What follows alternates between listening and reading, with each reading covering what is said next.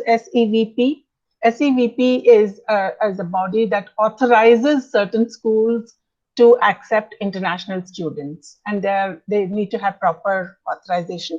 I'm very sure that all of the universities that you have applied to are SEVP approved, because only SEVP approved universities can issue the I-20. Okay, I'll take questions at the end of the session, so I'll just go through the entire presentation, and at the end we'll go through the questions. Okay, so next steps. Like I said, while you are legitimately allowed to party at the end, when you receive your admit, it's not the end of the story. You still need to go through all these various steps, so pay attention. The next step is to get your I-20. Once you have an offer of admission, then you need to get your I-20. How do you get your I-20? I think some of you have already gotten it, but for the ones that haven't so far, your universities will require you to furnish some kind of proof of financing. Usually they accept a bank certificate or any kind of documentation, official documentation, which shows that you have enough money to pay for your education. And once you give that to your university, they will issue an I-20 to you. And so after you receive your I-20, the next step is to pay your SEVIS fee online. SEVIS is the, now I forget the exact expansion of SEVIS. It's for, it's $350, and it's an online system for monitoring exchange visitors to the United States. So as soon as you pay, then you get onto that database, and it tracks you when you go to a university, when you do any kind of work there, as well as if you do OPT and all that, CPT, OPT, all that goes into your SEVIS. So you need to pay the SEVIS fee. The SEVIS fee was introduced after 9/11 happened, because many of those bombers who went and hit the World Trade Center happened to have first gone to the US as students. So earlier there was no monitoring and this kind of tracking where students went earlier. I remember back in the 80s when I first went, there was no such thing as a SEVIS fee and all that, or that was closed kind of tracking. But they've learned that the US is as vulnerable as any other country. They need to take care, and so unfortunately the onus is on the student. So you have to pay the $350 fee with a credit card. Go to www.fmjfee.com and you can pay it online with a credit card. You don't need to take notes about all this. Any of you that wants this presentation, we'll just mail it to you. So just pay attention and write down your questions. Once you pay your SEVIS fee, then you have to complete your DS-160. It's a form that you need to fill out. And once you do that, you can schedule your visa interview. There are two parts to the interview. Oh yes, Shama very helpfully just reminded me that it's a student and exchange visitor program, information system actually. SEVIS is the student and exchange visitor information system. Right, so you pay and then you schedule your interviews. There are two parts to the interviews. The first one is the biometrics, and the second part is the personal interview. It's better that you do it on two different dates, especially if you're going out of Bangalore. I mean, oh yes, all of you will have to go out of Bangalore to schedule your visa interviews.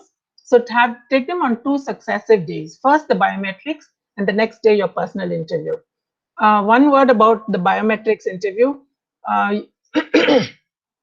There is this company called VFS, Visa Facilitation Services.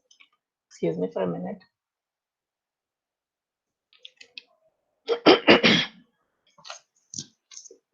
So VFS does some of the initial stuff like taking your biometrics. Now, unfortunately, many of the VFS staff think that they are consular staff, and they'll tell you that you need to take these papers, you need to take those papers, you need to do this and do that. My advice to you is don't listen to them. They do not know enough about the visa process. So their job is to just take the biometrics Let them do only that. Don't let them spook you into thinking that you need anything else. Okay, now the visa process itself, the actual visa. The biometrics is very simple. Now we've come to the actual visa process. Now, it is not a document-based process. If it were, if the consulates were to depend entirely on documents, then they don't need a visa, an interview, right? They just look at your documents and they decide either to give it to you or not. But the fact that it's an interview-based process means that they expect to be able to have a conversation with you, that they don't want your documents to speak, they want you to speak at the interview. Okay, remember this, because for all categories of visas, you need to go for an interview, and it's how you present at the interview that's finally going to decide whether you get the visa or not. Unfortunately, across India, as well as in many other countries, the visa denial rate is unfortunately high. And that's because the US attracts a lot of people, most of whom go legally and legitimately, but there's quite a large number that's trying to get there by hook or by crook, and those are the ones that they want to keep out. As long as you're a bona fide person going, with all good reasons and good financing and all of that, you shouldn't have a problem. So understand the whole thinking behind this visa process. So once you've finished all of this, choose your appropriate embassy or consulate, preferably go to something which is closer to you. I don't know if any of the students who are attending this today are outside of the country. If you do, then you can ask me questions later. But I assume that most of the students are in India, so just choose the one that's closest to you. Earlier, there used to be this bar on applying to for a visa which was far away. Let's say if you're in Bangalore, you couldn't apply to go to Kolkata or to Delhi, but now you can apply anywhere. So you can, whichever date is, it's more your convenience. So you can go anywhere in the country for your visa interview. Okay, so once you get your visa, I mean, not do you get your visa, you can go for your visa interview up to any time as soon as you get your I-20, but your visas will be issued up to 120 days in advance of the start date for your course.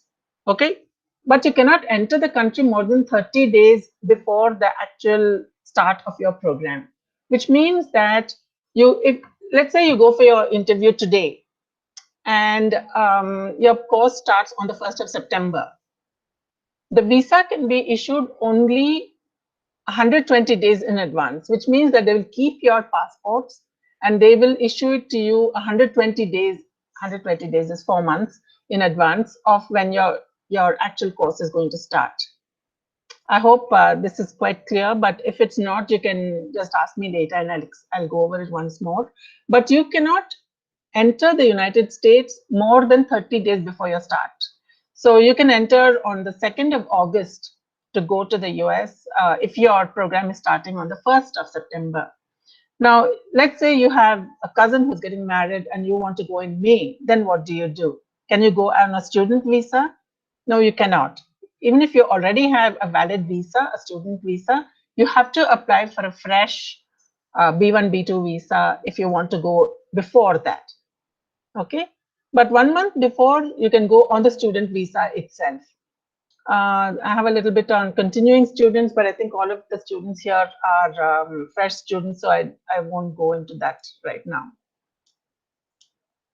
This is what the first page of an I-20 looks like. Now, I have seen many students who sort of say that, okay, I can manage with much less money than is estimated.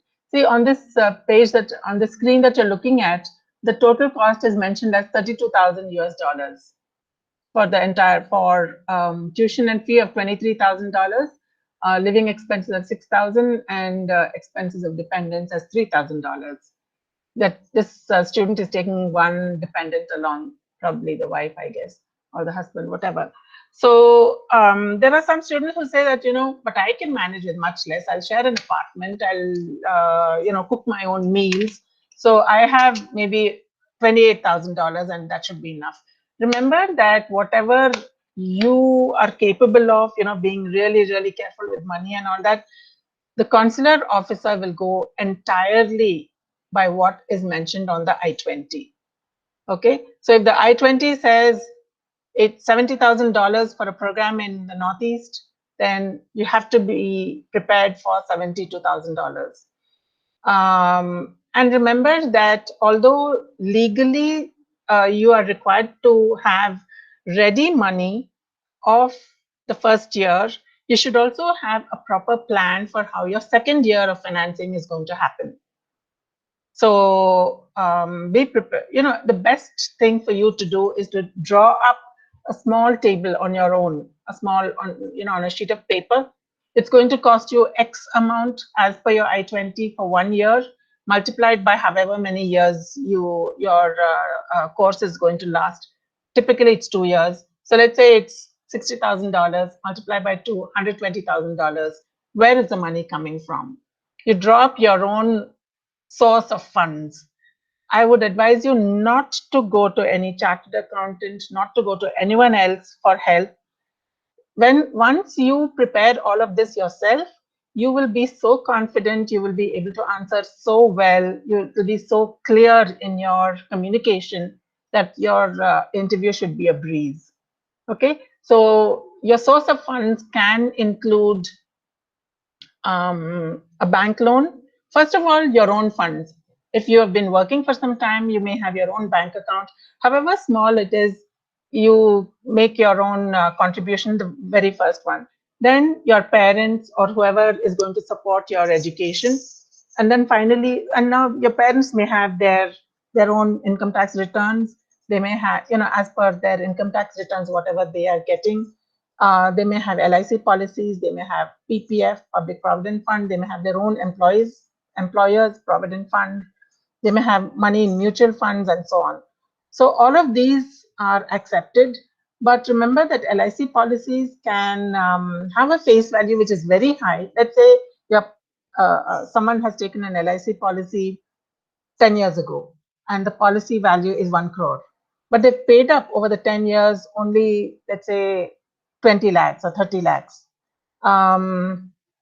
So then you'll have to approach the company, which is either LIC or whichever insurer, and ask them to give you what is called a surrender value certificate, which means that if you were to surrender that LIC policy right now, what would you get? Now that amount is what is the actual value of that policy, not the face value, which is maybe 1 crore or higher. Now, conversely, let's say your parents took a policy 30 years ago or 25 years ago, and it's going to mature in just another couple of years. When they took the policy at that time, maybe they took it for just 10 lakhs. But today, the value of that, if you were to surrender it, the value of that could be more than, say, 25 or 30 lakhs. Okay, so the surrender value can vary depending on how old the policy is. The older it is, the higher the value. So you have to, they give it to you in a jiffy, the LIC and all of those corporations. So do get a surrender value and take that into account when you're planning your finances. Also remember that if your parents' income, from all sources, it may be salary, it may be rental income, it may be from investments, whatever it is, all of it, you cannot appropriate all of it for your own education, right? I mean, your parents need to maintain their lifestyle and so on. So depending on how much it is, let's say there's someone who's getting just, their annual income as per their IT returns is, let's say 10 lakhs, and they're staying in a rented house. Obviously, there's going to be very little margin left over from that to be able to pay for your education.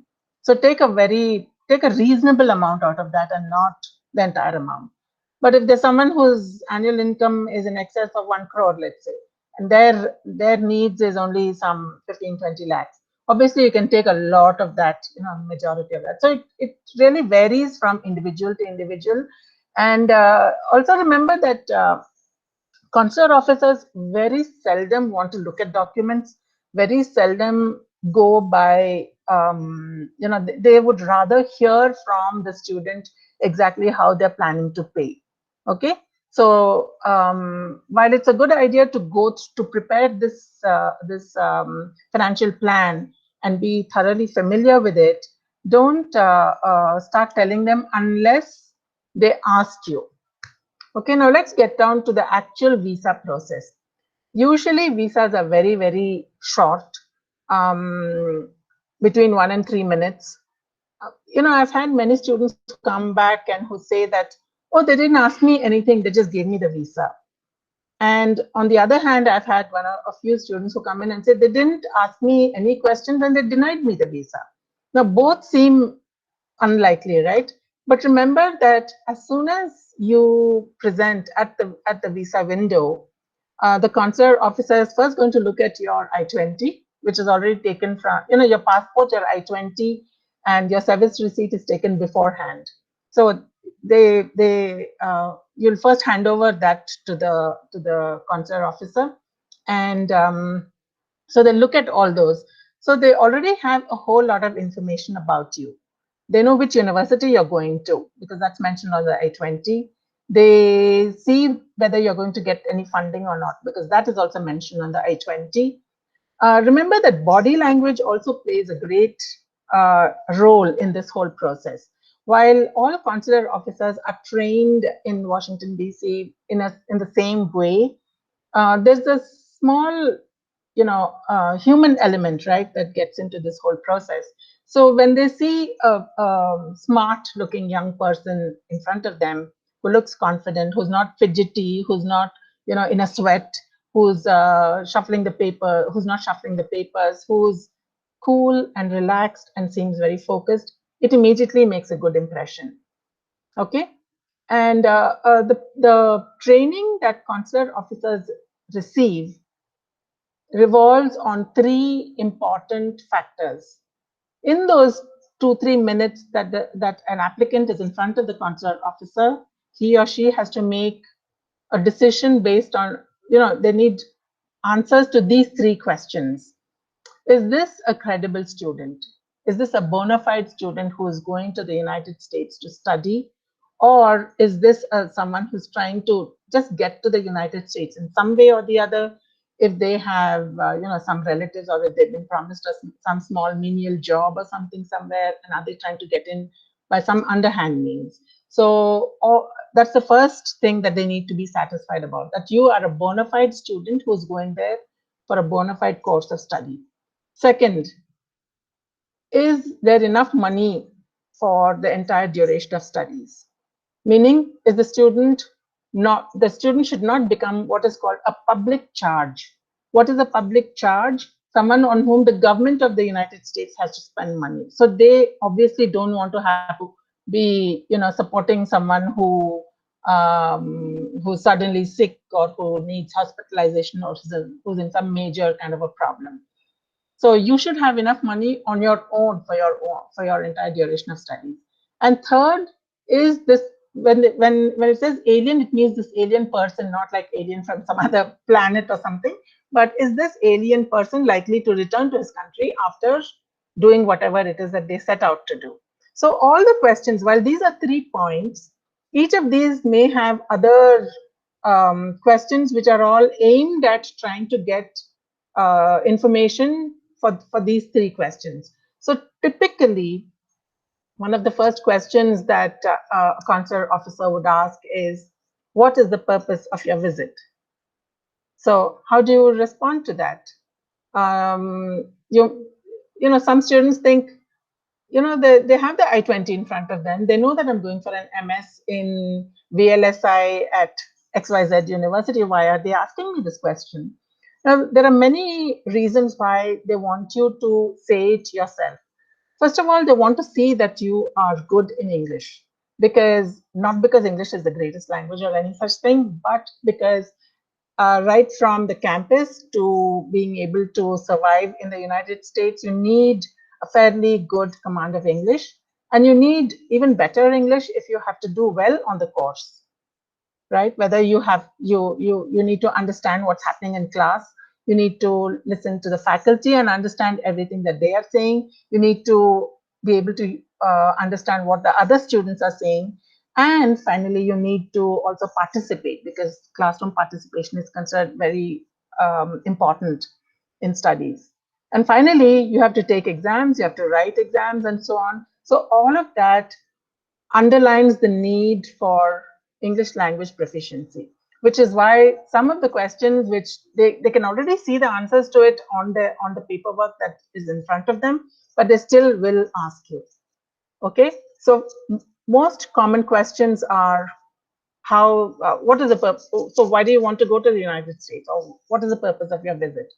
So you will have to repeat yourself and say that, whatever it is. I mean, see, it's not a good idea to rehearse or to mug up whatever you want to say, but you should be able to have an intelligent conversation with the consular officer.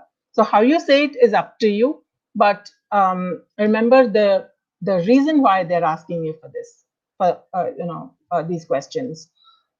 So let's say you say that, well, I've done my bachelor's degree in computer science, and I was very interested in whatever subject, specialization, and I decided that I would look at higher education options, and this is where I found my information. Don't mention rankings. Okay, I should add that to the do's and don'ts page, but don't say that this is a very highly ranked university and that's why I'm going there, because that's considered, the word ranking is a bad word as far as in the lexicon of the US State Department. Instead, if you say that they are doing some really exciting research in the subject that I'm interested in, I have been following the research of XYZ professor, or I have been in touch with XYZ professor, and that's why I am going to this particular university. That makes a much more sensible answer to what is the purpose of your visit. Okay, and never answer in just a monosyllable, because if you just say, if they were to say, if the consular officer asks, what is the purpose of your visit, and you just say, to study, that's a monosyllable, right? Well, two monosyllables, two syllables. But if you can give a more comprehensive answer, which will answer this question that they're asking, that they have to have a response to, are you a credible student? Then they can quickly finish the rest of the questions and give you the visa. So make sure that you give them enough information to answer so that they're satisfied about your bona fides.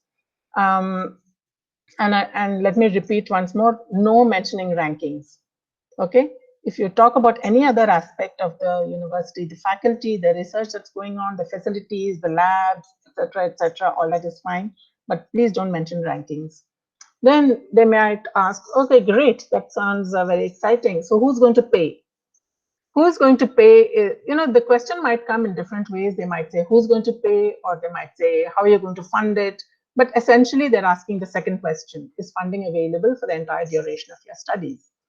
So if you respond saying, they ask, who's going to pay? And you say, my parents. It's, really not answering the question in its entirety. So let's say they have to ask another question. What do your parents do? Or what does your father do? And your response is business. Now, that's one of the most infuriating answers that you can give, that any person can give, because business can be, some of the consular officers have told me, they said it can be anything from a small local pawn shop to a Birla, Tata, Adani these days, and so on, right? So it can be a loss-making business. In India, we tend to get, a little impressed when someone says that they're in business, but remember that they need more information than that. Is it a profit-making business? Is it a business that can actually fund your education? So it's better that you give them an answer which, which really answers this question: how much money is available for you? If you're taking a bank loan, that's fine. You can include that. You can say that. You can say that, well, I have been working for a couple of years. I have so much money in my account, XYZ. And then my parents, my father is whatever it is that your father does. If your mother is a homemaker, then that's fine. Otherwise, if she's also working, then include that and say that our family income is this much, of which this much is available for me. And finally, I've also taken a bank loan from, say, Canara Bank for 30 lakhs or whatever. Now, sometimes if you have taken a bank loan, they might ask you, how do you intend repaying it? See, the thing is that in an interview, it can go any way. They can ask you any kind of questions, including very, very personal questions. Okay, so be prepared for it. Don't get offended, or don't think that, okay, my privacy is being intruded upon or anything, because there's no such thing. It's a no holds barred kind of an interview. They can ask you anything, and they're in their legitimate rights to do that. So they might ask you, what do you uh, uh, if you're taking a big loan, then they might say, which is more than, let's say, 70-80% of the cost of the whole thing, then they might say, how do you plan to repay that loan? Because that is referring actually to the next thing that they need to be sure about, and that is that you're likely to return to your country after finishing whatever it is that you're setting out to do. And if you have a very high loan, and if you're unlikely to get a job which is good, in your home country, then they might think that you want to stay on in the United States. This is a very problematic kind of an area, because the statistics do show that 70-80%, upwards of 70-80% of students do tend to stay on, especially master's students, end up living in the United States, at least for the CPT part of it, and CPT, and then OPT, and maybe an H1B, and so on. That progression happens. But because as per the law, they are required to make sure, to be satisfied that the applicant is going to return to their home country, they need to ask these questions. Now, nowadays, I've observed that many consular officers kind of go slow on that last bit. So, especially young people, they don't know what they're going to do. It may open up all kinds of opportunities and so on, their studies. So they don't spend too much time on that part of it. But the first two, which is the program that you're studying for, and your funding, they usually ask those questions. Okay. I'll come to a few do's and don'ts later, but okay, so the outcomes of your application: your visa is approved, you can party, it's great. Your visa is denied, then you can apply again. But remember that the visa is not a lottery process. It's not as if the next time you go to some other consular officer, maybe you'll get it. No, it's a very logical, step-by-step kind of a process that happens. And so if you have been denied, then remember that the barriers to your going have gone up a little. Okay, the bar has been raised. It makes no sense to apply within a week again and hope that you'll get it next time around. No, because unless there is some substantial change in your circumstances, unless there is some change in either your university or your funding or whatever it is, it's very, very unlikely that you will get a visa again. Although nobody is going to stop you if you apply for the visa. You can certainly go and apply. I've seen students who apply 7-8 times, and even more than that. But if there is a change, then it's better for you. But with exactly the same papers and the same background, it's not advisable to go again. The consular officers have access to the transcript of the previous visa interview, so they will see everything that has been asked. And so my advice is, if you want to apply again, then make sure that there is some substantial change in your application, either a change in university, change in program, and most importantly, you must try and assess why it is that you've been denied the visa, and make corrections. Let's say you didn't have enough money, and now you're applying for a loan and you have enough money. That makes sense. But otherwise, it's not, as I said before, it's not as if it's a random process. It's not like a lottery. So don't apply unless there is some change. The third, which used to happen a lot earlier but hasn't been happening as often now, is that the application goes into what's called administrative processing, which means that they need to do more background check about the student, and the course also. This is actually related to the security of the United States. So if you are studying, I don't know, explosives or biochemical engineering, or anything that can pose any kind of a threat to the safety and security of the country, then they want to do a deeper background check.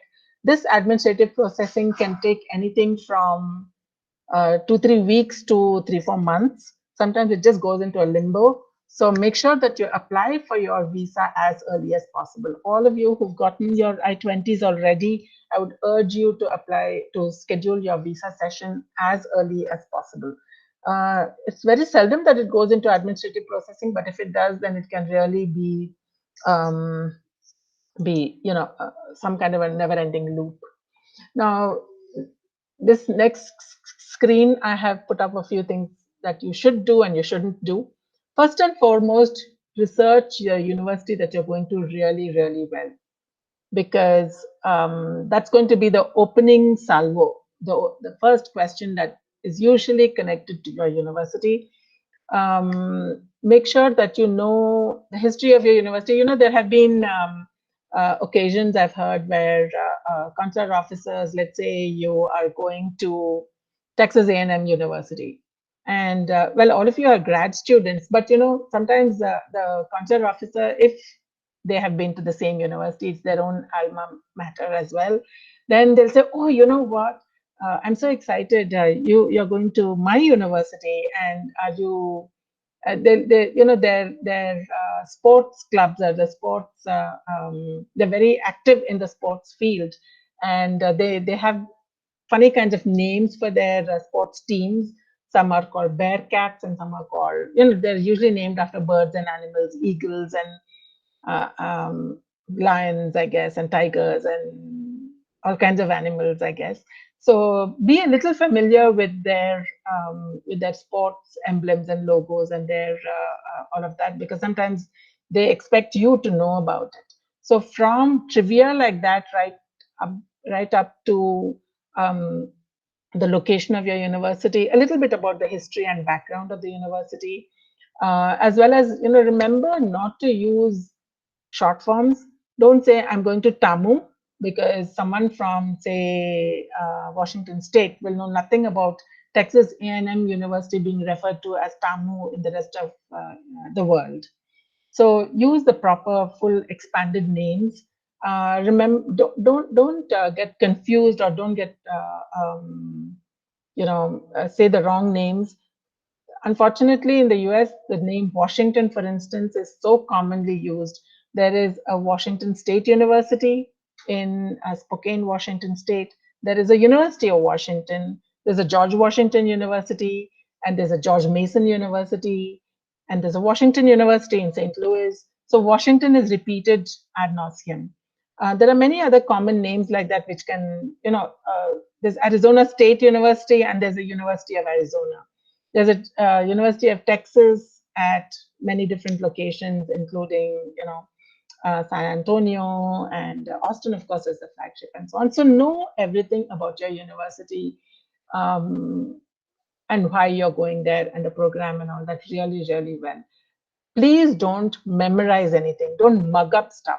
But when you know it really well, then no matter how a question comes at you, you should be able to answer it briefly and, to the point.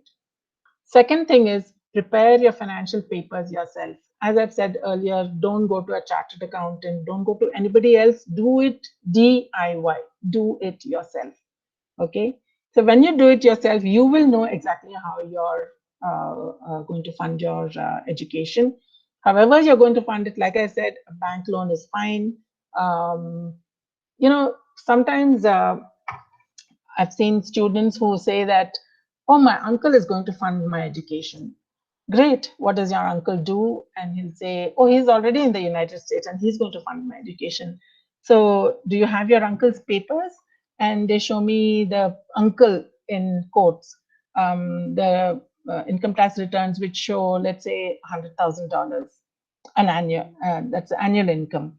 Now, when you're sitting here, the view from here, $100,000 seems quite a bit of money, right? But let me tell you that when you're in the United States and you are an uncle, which means that you have family, you have a wife, you have kids, and you have, say, a mortgage to pay off, you have a car, a couple of cars, and you need to pay off those mortgages, $100,000 doesn't go very far. Okay, so just as I said that your own, family income, you need to keep a reasonable sum aside. If you have someone, a relative or someone who's earning, say, 100K a year, and you're expecting that those people will give you half of their money for your education, it seems like a pipe dream, and a little unlikely that that person is really going to be able to pay. So make sure that your funding is sound, which is why a bank loan is absolutely fine. Your own money, your own money, your parents' money, all that is fine. But if you have someone else who's going to be supporting you, then you need to be really, really careful and make sure that they really can pay for your education. Another thing is, we in India tend to have this thing of, the surname comes first and our own name comes later. Like say, I don't know, Bijur, Archana, or Bajikal, Isha, whatever, different names. Whereas in your passport, you may have put your first name, uh, your surname as your first name. So in such cases, it can be a little messy in the sense that they'll issue you a visa which says FNU, which is first name unknown, if there's a discrepancy. So make sure that your papers are all congruent in the sense that your marks cards, your admission, your I-20, your passport, everything has the name in the same order, in the same fashion. If there is any difference, then you can get it corrected right now. Later, it becomes more and more difficult because once you go there, you get a job, your social security number will have the same name and so on. So make sure that everything is cleaned up right now. Okay. The third point, keep your papers in order. When you go for your visa interview, you're not allowed to take too many papers inside. Just one little folder is all you can take. So put your academic papers first. Your academic papers include your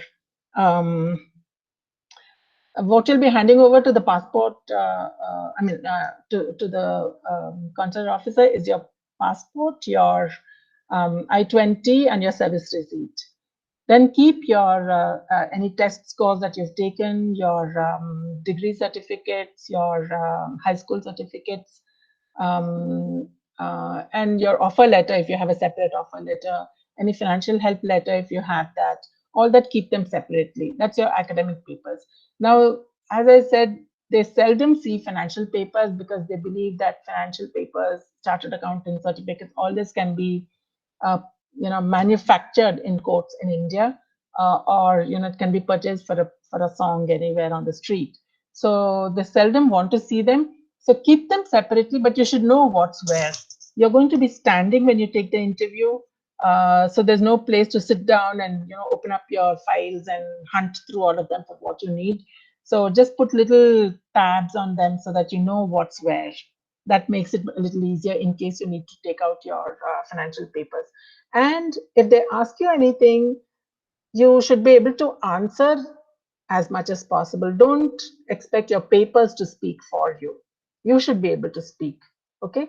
It's only as a very last resort, let's say you need to, not a resort, the very last thing, in case they want to see it and they ask if, do you have any proof of this? Let's say you want to take out your IT returns or a house a rental agreement or whatever, then you can take it out and show it. But otherwise, but keep it handy, like I said, keep it handy because you may need to use it. The next point is that you should make sure your social media presence is very, very, very clean. No comments about, of a political or a religious nature. Make sure that it's, whether it's your Facebook, Instagram, all of those different kinds of accounts, make sure that it's absolutely clean and squeaky clean. Next do is dress soberly, but you're not going to a party. You're also not going for a job interview or something. So no need for jackets, no need for a tie. Just go very simply dressed, but clean, fresh clothes. You can wear jeans, that's fine. No ripped jeans, preferably. Just be, simple, simple colors and nothing that will attract any attention. In the don'ts, I've said, don't memorize your responses. You're expected to have an intelligent conversation with the consular officer, not spew something that you've mugged up. Okay. Uh, Another thing is, don't speak in a false accent.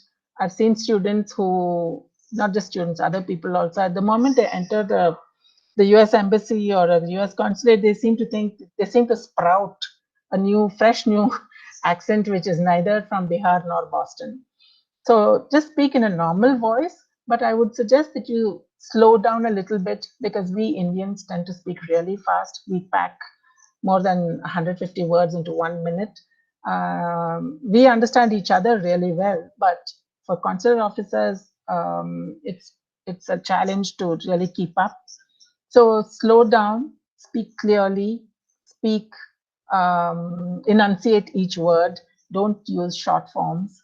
Don't shove papers at the consular officer. Many of the people tend to, in India, we rely so much on certificates and all that we expect them to speak for us. And we often, I've seen many students or other people also, who just keep saying, oh, here's the proof for it. Don't do that. Only if you're asked to give papers, then you can give them. And last, don't pay attention to others around you. There are, there'll be many people who will be trying to talk to each other and try to mug up whatever they have to say and so on. Just stay focused. It's as if you're wearing blinkers. So just make sure that you are, first of all, relax. It's not, a consular officer is not a very, very senior person. They are usually entry-level officers. Many times they are as nervous as you are about the interview, but because it can haunt them later if they've the consular officers who issued the visas to those guys who bombed the World Trade Center are, have had to answer for their action. So they want to be careful. So sometimes some of the new ones can be a little nervous and so on. But remember that all that they are doing is that they are gatekeeping. They're like the gatekeepers to allow you into the United States. So be respectful, but don't grovel, don't gush, don't just be very proper, be attentive, listen to the question properly before you start speaking.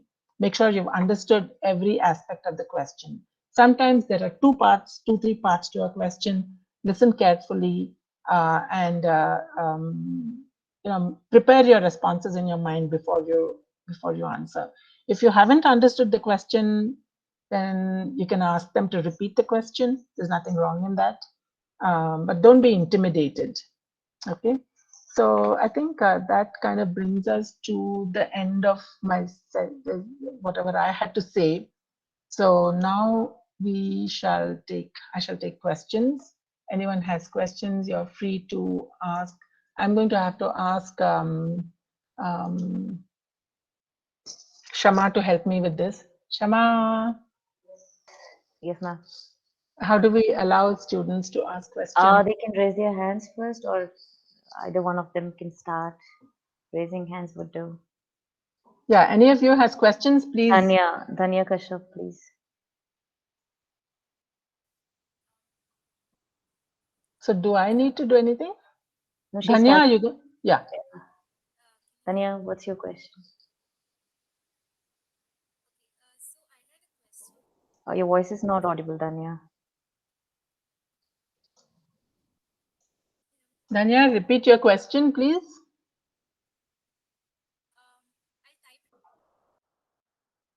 Still not audible, sorry.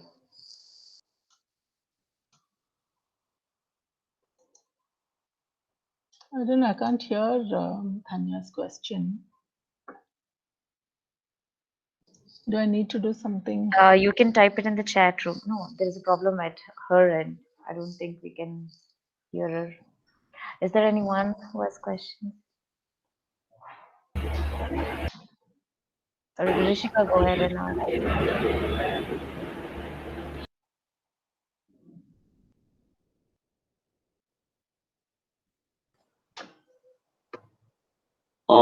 Hi, this is Suhas. I have a question. Am I audible? Yes, Suhas, you are. Go ahead. So for the I-20, even though I'm working, I actually showed the funds from my parents' accounts. So when I get the I-20, will it be shown as personal funds or funds from other sources? Depends on what you have provided to the university. And that's fine. I mean, some of it may be from you and some of it maybe from your parents. That's absolutely fine. No, actually, I've shown the entire funding from my parents' accounts. Okay. So will it be shown as funds from other sources or No, family funds, it will say. So personal funds, right? Yeah, yeah. Okay, okay. Thank you. There's some questions on the chat, ma'am. You can go through. Come here a minute now, Shama. Show me where the questions are. Rishika, ma'am, I'm still waiting the results from a university when it would be appropriate to start the visa process. Have you gotten an I-20 from anywhere, Rishika?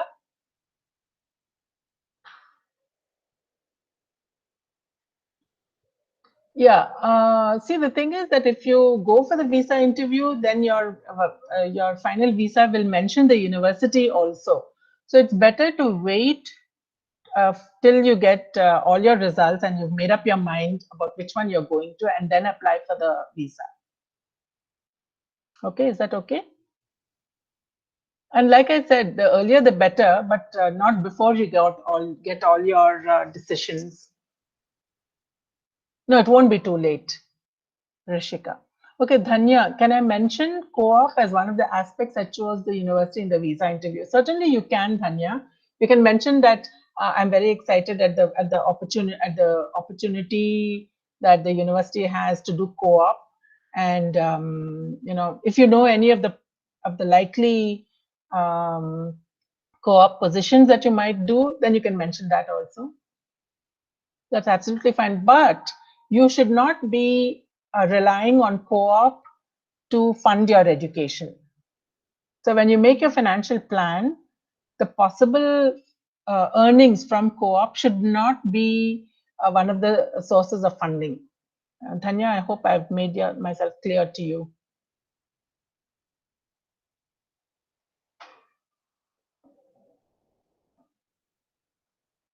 Dhanya, can you hear me? Did you get your response? Okay, anyone else? Questions? Yeah. Hi, this is Gautama. I had a couple of questions. Yes, Gautama. So you mentioned that the consulate officers will actually be looking to see if the candidates can has sufficient funds for the entire duration of study. So Right. I wanted to understand what they are actually looking for. Are they looking for the amount on the I-20, or are they looking for 2 times the amount of I-20 if it's a 2-year course? If it's see, the I-20 will mention 1 year of expenses. So you should have 1 year of expenses ready, very liquid. Right. The second year, you should have a plan for where it's going to come from. So it could be a bank loan, it could be, I don't know, income from your parents or whatever it is. But Right. there should be a secondary, enough money for your second year as well. Got it. So all your money shouldn't be exhausted in just the first year. Let's say you have a loan for 30 lakhs and it costs some $60,000. Right. And that's all that you have. It's enough for the first year. So then what happens in the second year? See, the fact is that many students do get opportunities such as, an assistantship and so on after getting there. But all that is, it's not a certainty, right? So they need to be certain that there is enough money. It's a happy circumstance later if you get any other source of funding. So Gautama, we didn't hear from you in such a long time. So it's good to see you here. Yeah, I know it's been a long time. Okay, good. So I assume that all of you here have gotten your admits and that you're planning to go this year, right? Yep. Okay, great. Okay, any other questions? I do have one more question actually. So this is regarding the questions that visa officers would ask around us working after our course. So would it be a good idea to mention that I intend to utilize the OPT option there is, or? The thing is that, like I said, they don't ask too many questions about that because they know that all of you are young people and your plans may change and anything can happen. But I think that the best way to answer that question, if they ask what do you plan to do, is Well, if an opportunity presents for me to see, the CPT and OPT are opportunities to put your theoretical knowledge into practice to see how it actually works, right? So put it that way rather than saying that I'm going to try and work. Okay. Instead, you're going to say that I would love to have an opportunity to learn more and how it actually works is a much more PC way of putting it than saying that I want to try and earn a little money by working there. So the focus should be on actually putting your theoretical knowledge into practice rather than the focus should not be on the money that that's a side thing sort of. It's an unintended consequence of what you want to do. Okay, all right. That's all the questions I have. Adis Kumar? Yeah, hi. So I just I have a valid visa, which is a B1 visa for 10 years. So I just want to know if that can influence the visa process in any way. And have you already gone a few times? I've gone once, a couple of years ago. Well, it's a good thing to have in your. If you already have a visa, it would mean that you're not desperate to go there. You already had the opportunity to go. You went and you came back. So that's a good thing. But that does not by itself assure you that you will get a visa. Okay, but my sibling stays there. Your sibling. Oh, one more thing I want to say is that be absolutely honest in your responses, whether on the DS 160 or when you actually go for the interview. Having a sibling there is no crime. Okay. So having a sibling or an aunt or an uncle or whoever, they're going to look at you in your own standing, in your own right. So if they usually don't ask, but on the DS 160, they do ask if you have any close relatives, any close family there. Go ahead and put it there because it's not going to influence the consular officer at all.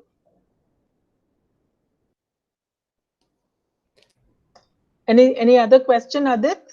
Okay, and secondly, I just wanted to ask if I need to attend the biometrics again.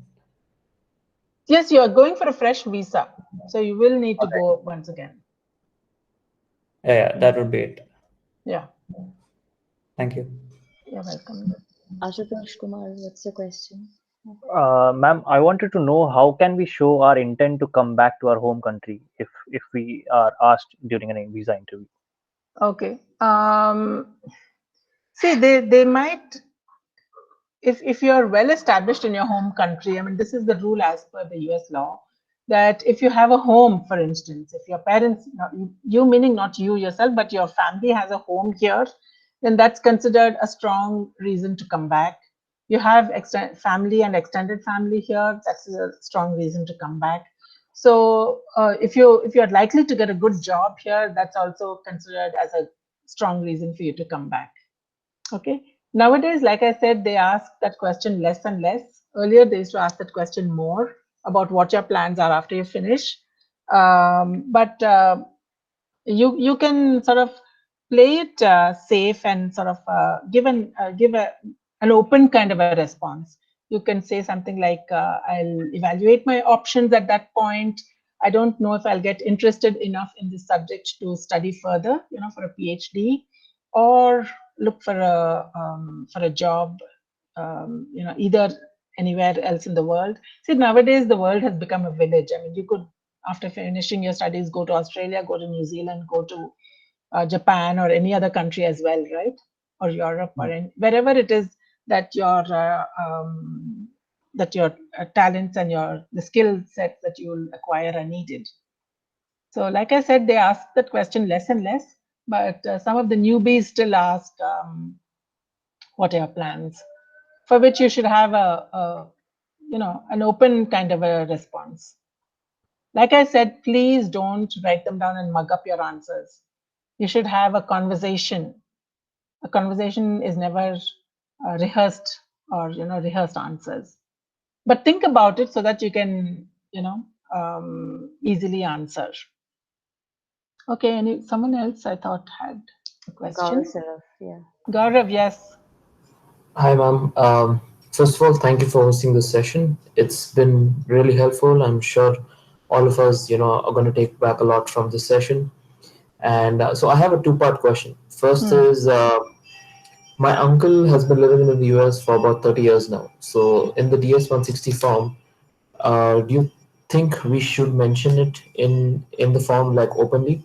Like I have mentioned it on the DS-160, but I have been advised against it by multiple people. So I'm not sure if I did the right thing or no. And the second question is, what happens if my visa appointment gets rejected? Because three of my friends have booked their visa appointments just one day before me, and all three of them have gotten their visa appointments rejected, and I'm assuming mine's going to get rejected anytime now.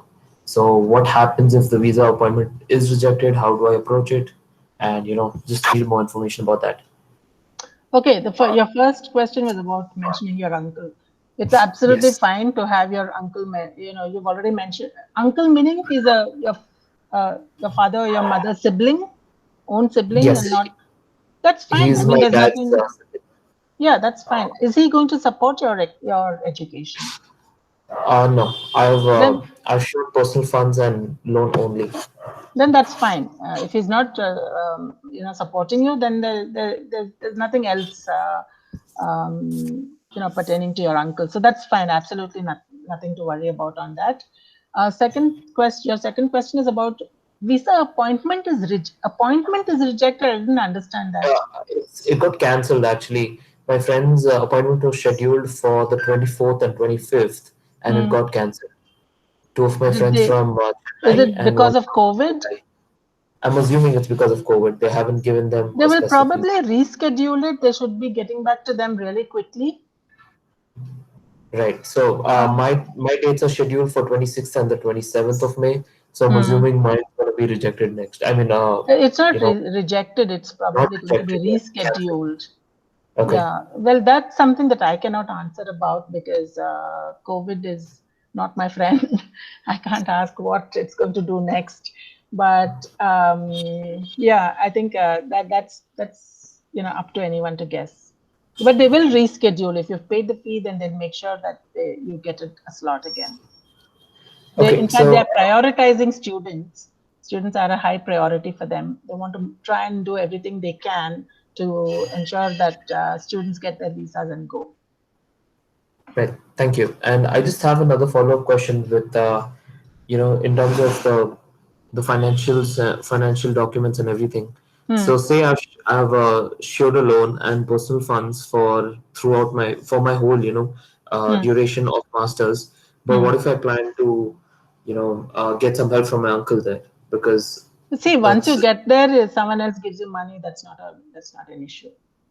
okay. Got it. Thank you. Okay. Yeah. Anyone else has questions? Kaushik, ma'am. Hi, Kaushik. Hi, ma'am. Thank you for the session, firstly. I have a question. So, last year I got my I-20 form, which obviously isn't valid anymore because I didn't go.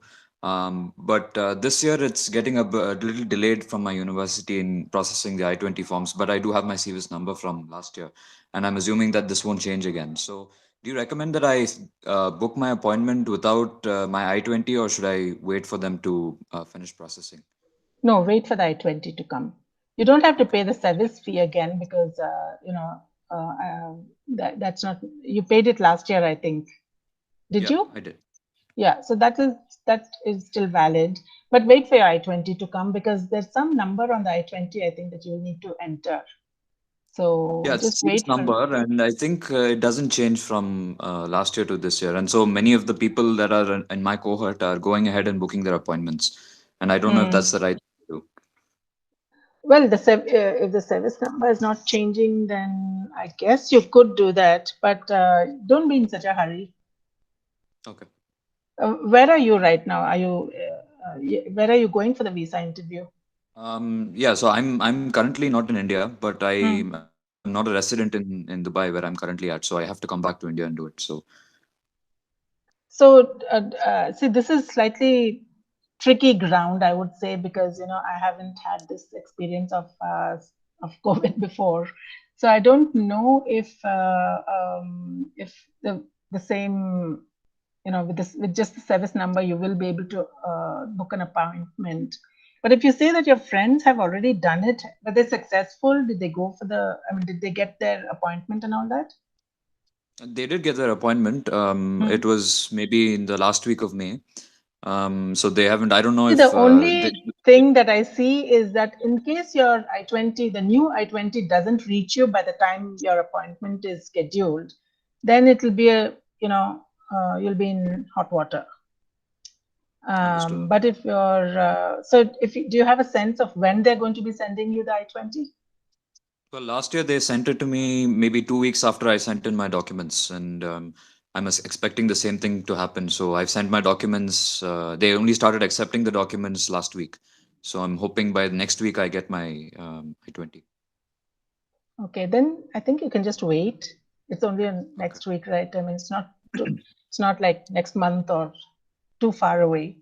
So I would suggest that you just wait till you get it, because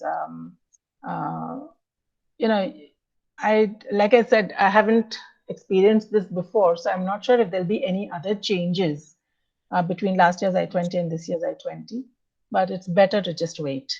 That's my recommendation. Understood. Thank you. Pallavi has a question, ma'am. Yes, Pallavi. Where are you? Pallavi Hi, Reddy. Yes, Pallavi. Yes, ma'am. So I have a question regarding this. In DS 160 form, I have selected the location as Chennai, ma'am. But where I'm not able to find any slots in Chennai. So am I allowed to change the slot while booking a visa? You want to change it to some other city? Yeah, I want to try if there is any other slot in other cities. Yeah, you can go anywhere in the country. Okay, but in my DS form, it is already mentioned the Chennai as the location. Would that be a problem? No, it's not. You are allowed to go for the visa interview anywhere else also. Okay, thank you so much, ma'am. This helps a lot. Yeah, thank you. Any more questions, anyone?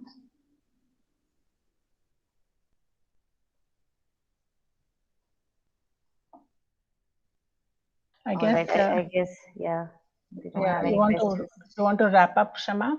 Yeah, you have our phone numbers, you have our email IDs. You can contact us anytime if you have any questions. We're always happy to help you people. Is there any student out of BMSIT? I'm not sure. Yes, ma'am. Hello, ma'am. I'm from, Pallavi. Yeah, right. Where are you from? I'm from BMSIT. No, I'm asking, is there anyone who is out of BMSIT? I've seen like 1 or 2 students from Ramaya attending the session. I'm not sure. So do we have any non-BMSIT students here? We'll be happy to have you. We are happy to have you here. So please go ahead and tell us. All right. I guess I'm not sure. There were 1 or 2 students who registered when I sent out the registration form. So great. But students, guys, all of you, please keep in touch with us. We want to know what happened in the visa interview, and keep in touch with us even after you get to the United States of America, because we would like to know how your education is progressing, whether you got funding or not, and so on. And you'll be able to help many other students, who are, you're the pioneers. You're hacking your, the trailblazers. So please do keep in touch with us. Yeah. Adit has a question. Yes, Adit. I missed that question where you asked if there are any non-BMSIT students. Okay, right, yeah. I'm from RNSIT as. All right, okay. You registered with us last time, I remember. Yeah, I was recommended by Drishti and Gautama to attend. So thank you so much for organizing this. It was really helpful. And I'll make use of it, yeah. All right. You can stay in touch too in case if you have any questions further. Thank you. All right. Anything else, anyone? All right, I guess we'll wrap up the session. Thank you for being part of this session. It made our session go good. Stay in touch and let us know where exactly you've reached. And it's always happy to hear back from you. And good luck, all of you. Thank you. Thank you, ma'am, for doing this great session. Thank you, Shama, for helping. And good luck to all of you. Stay in touch. Thank you, Renika, ma'am. Thank you, Shama, ma'am. Thank you, ma'am. Thank you, ma'am. Thank you, bye. Thanks for the session. Thanks, Gautama. Like me and ma'am were wondering why you are not in touch with us because we didn't hear Oh, back from you. no, what actually happened was last year I applied to 7 and I got rejected by all 7 universities I applied to. Correct, you So mentioned I that. went down a demotivation spiral. So sorry to hear that. How No, about And this that's now, year? okay. Did you apply? Now I have received admits from around 7 universities now. I changed up the universities that I applied to. All right. Okay. Um, so far, I've received admits from, Please send us the list. I'll send you the link to fill up the form. It's a Google yeah, form where you can fill up which universities you got to. okay. Did you choose any university already among those seven Among the universities? ones that I have, I'm caught between a couple. I'm caught between UC Davis and Ohio right now, Ohio State University, Uh-huh. and still waiting to Gautama, hear my back from. advice would be UC Davis. Yeah, Yes. is there any reason for that? This is versus Ohio State, right? Correct. Um, See, California on the whole is a much better location to go to. Hmm. Ohio is, part of the Rust Belt area of the United States, Right. where the education, the universities and all that are the bright spots. But Right. otherwise, it's generally, Ohio has been losing population. Their economies have been shrinking, Mm-hmm. whereas California continues to boom. Yeah. So I would say that everything else being equal, I mean, I don't know enough about the details about the course and all that. Right. So that you will have to decide. But just for location wise, weather wise, Yeah. people wise, I would say California any No, day. even I personally preferred California too, but I just wanted to validate that with, justify why I'm choosing California with actual quantification. So I'm talking to people, but it does look like I think Davis would be the best option for me right now.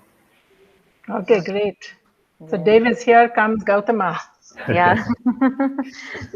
What course is that? That'll be computer engineering. All right, cool. Okay. Great, Gautama. Great things await you, I'm sure. Yeah. Good luck, Gautama. Stay in All touch. right. Thank you Let so us know much. your Will progress. do. Yeah. All right. Definitely. Thank you. Bye. Bye bye. Yeah, bye. Congratulations, ma'am. It was a wonderful session. How do I? Really, really good. Hmm. I made a point of about 3 pages. Can you believe 3 How do pages I I say made one? leave the call? Is it?